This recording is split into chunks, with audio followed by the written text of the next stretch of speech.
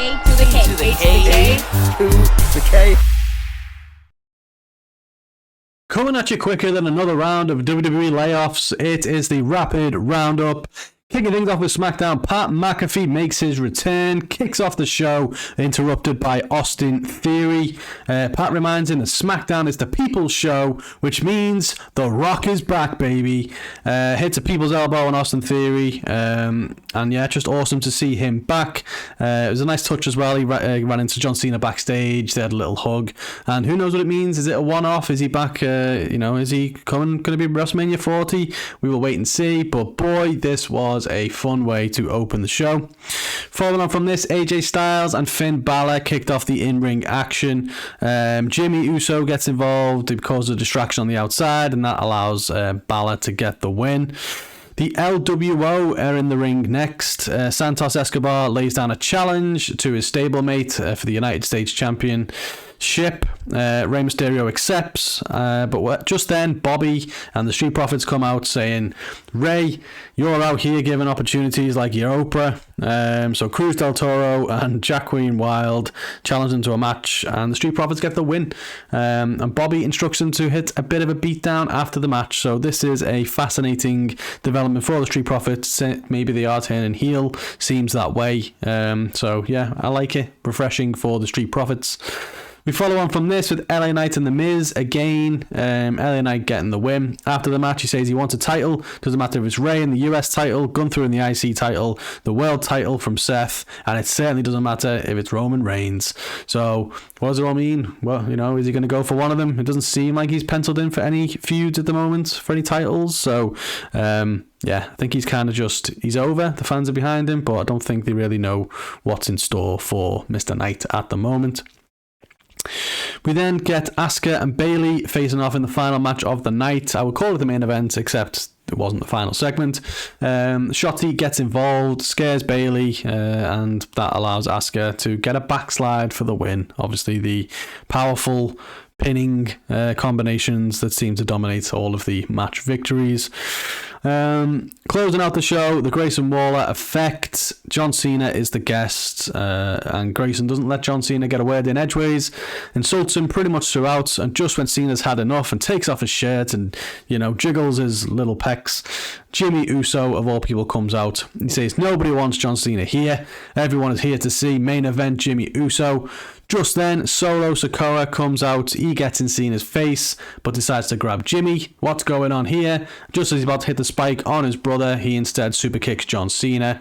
They start beating him down, but AJ makes the save, and him and Cena clear house to end the show. So things are going to get something like this at Fastlane, some kind of tag team thing going on here. But yeah, where's Roman Reigns? Why have The Rock on the show? No Roman around, no interaction with the Bloodline. Kind of makes you think that maybe nothing is in the works for Mania, but we will have to see.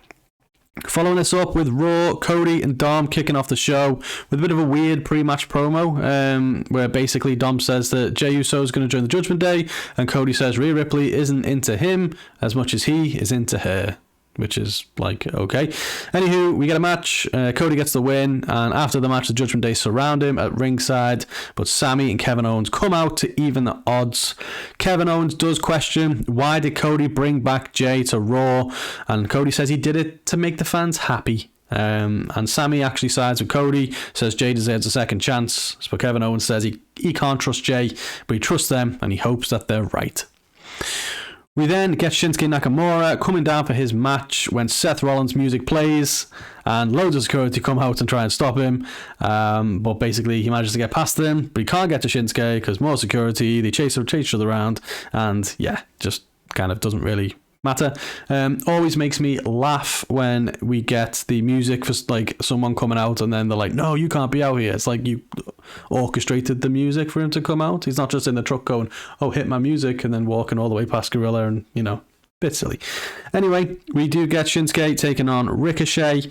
And yeah, weird, this one. So Nakamura comes after him with a steel chair. Ricochet ducks it, takes the chair off him, hits him with the chair. He gets disqualified. And then Seth Rollins comes out of nowhere, starts beating down Shinsuke until Nakamura hits a back body drop onto the said chair.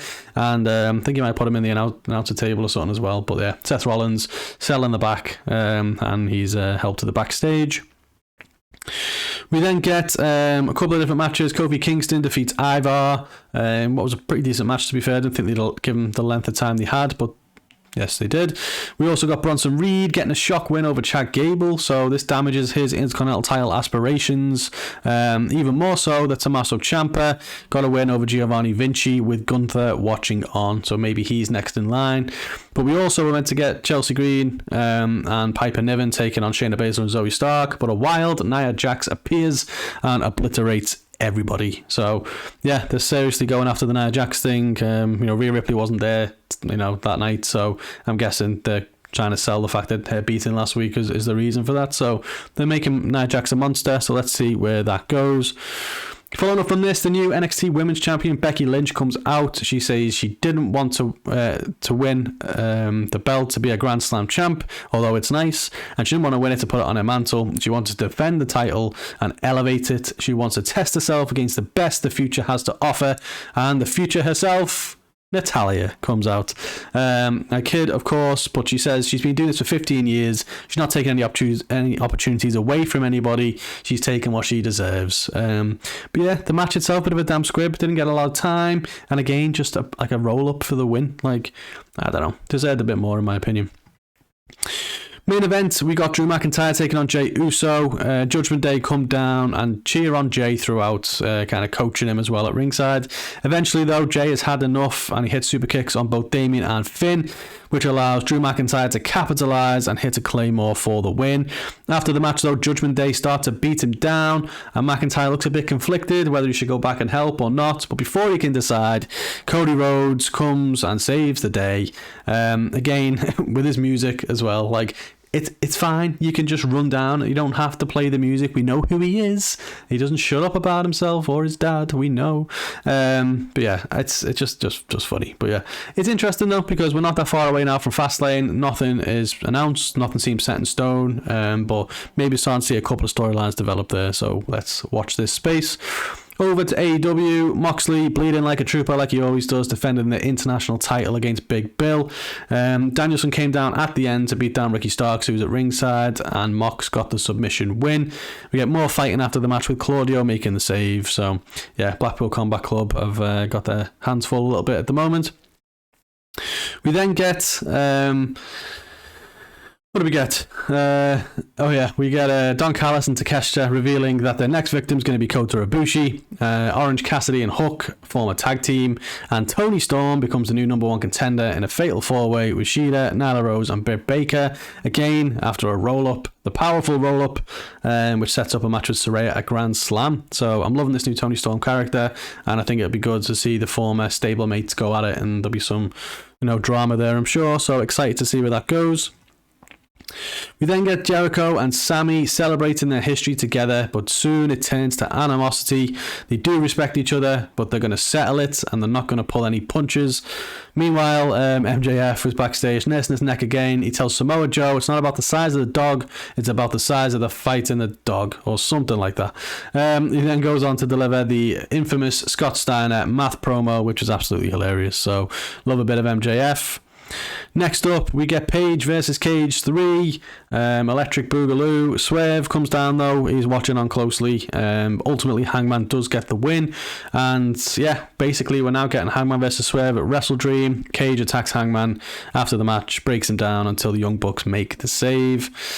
We then get Darby Allin and Nick Wayne teaming up to take on Daddy Magic and Cool Hand Ange. They do get the win. After the match, Christian proposes Darby Allin and Sting versus him and Luchasaurus at Grand Slam. So I love how he's just teamed with Nick Wayne, and Christian's like, what about you and Sting? It's like, I get it, he's Sting, but why have them two teaming up and then they're not teaming up again the next time? Interesting. But yeah, should be a fun match though, nonetheless.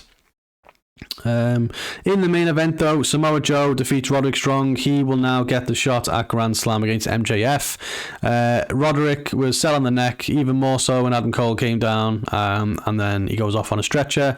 And as Adam Cole's on his way back to the back, Samoa Joe chokes him out, sending a message to MJF. Over to Rampage, baby. A random 8-man match kicking off with the Hardys team with the Lucha Brothers to take on Butcher, Blade, Jeff Jarrett and Jay Lethal, with about fucking 50 people at ringside as well. The babyfaces get the win, and Satnam Singh takes out the Hardys on the ramp, and after he does that, the Righteous come down and stand over them, so they obviously want a shot at the Hardys. Meanwhile, Christopher Daniels is back. He teams with Matt Sydal to take on the Kingdom, but the Kingdom get the win. After the match, though, they said they need to go back to the hospital because Roddy is suffering. They don't blame Joe, though. They blame MJF and Adam Cole, baby, and they want the Ring of Honor titles. Tag team titles, that is. The Acclaimed defend the Trios titles. As they're about to do a scissor party, the Dark Order interrupt. They want a Trios title match, and basically they're going to have a one-on-one on Collision. So the Acclaimed and Daddy Ass do rock, paper, scissors, but of course they all end up doing scissors every time. And Bowen says he'll be the one that takes one for the team, if you will. So he's that's kind of set for Collision. And Aussie Open squash another team as well. Main event, Kris Statlander defending the TBS title against Jade Cargill. Stat gets the win after a hard-fought match. After the match, Jade and Statlander hug in the ring. Seemingly, Jade is done with the company. She's now removed from the AEW roster, and rumour has it she's headed to the Performance Centre pretty imminently. So, nice of Jade to kind of go out on her back and put Kris over in the process. But yeah, kind of came out of nowhere, that one. She was only saying the other week how much, AEW is the best place to work, and why would you want to work anywhere else? So, interesting developments there. Over to Collision, where Saturday night's alright for fighting, baby. Danielson and Claudio take on Ricky Starks and Big Bill. Ricky Starks hit Danielson with a low blow and manages to score the win. We also get the Hung Bucks making a challenge to the Mogul Embassy for the Ring of Honor Trios titles. Hobbs reveals the next chapter of the Book of Hobbs is titled Destruction, where he says nobody is safe. Also, Miro is angry at his god for delivering temptation, and FTR defeat the Iron Savages, but after that match, the Workhorsemen get in their face and they want a shot, while Aussie Open are also watching on backstage. So FTR are marked men, it seems. Speaking of Aussie Open, they win another squash match. They call out FTR after that. And we also have an absolute nightmare on Collision. Piss poor editing shows the cameraman calling for take 22 for Keith Lee, which obviously just made them look so amateur. It's a massive shame. But the segment itself, Shane Taylor interrupts, introduces the newest member of Shane Taylor Promotions, Lee Moriarty. So yeah, they look like they're going to be set for a match down the line. But yeah, this whole segment was just so clumsy. And I don't know what it is about Keith Lee. He just doesn't look like he wants to be there anymore, which is a massive shame. So yeah, not great all around there. Bowens takes on John Silver. We thought it was going to be Evil Uno, but apparently when they signed the contract, they were pulling some sneaky things. Speaking of him, though, Evil Uno does come from under the ring and throws Anthony Bowens into the ring post, and that allows John Silver to get the win as we look set for a collision between Dark Order and the Acclaimed. Andrade El Idolo takes on Scorpio Sky, with Andrade picking up the win. Bullet Club Gold, though, come out, and Jay White challenges Andrade for next week in what I'm sure will be a banger. We also get the Hardys defeated by the Righteous. After the match, they call out MJF and Adam Cole. And the main event, we get Britt Baker looking to become the first woman to hold both the women's and TBS titles as she takes on Kris Statlander. And just as Britt looks to have it won quite a few times, she gets Stat locked in the lockjaw, and that gets reversed into a pin for the win, and she retains her belt. But yeah, that was pretty much it this week. I will say, though, Grand Slam looks epic, looks absolutely immense. Definitely pay-per-view caliber card, just on TV for everybody. So some great matches there. I just hope, and I'm not optimistic, but it's Grand Slam, lots of titles on the line. Will we see any of them change hands? Because typically we don't, so it's kind of like, well, what's the point? But yeah, that was another fun-filled edition of the Rapid Roundup. Let us know what you thought of this week's shows, and we will catch you on the next one.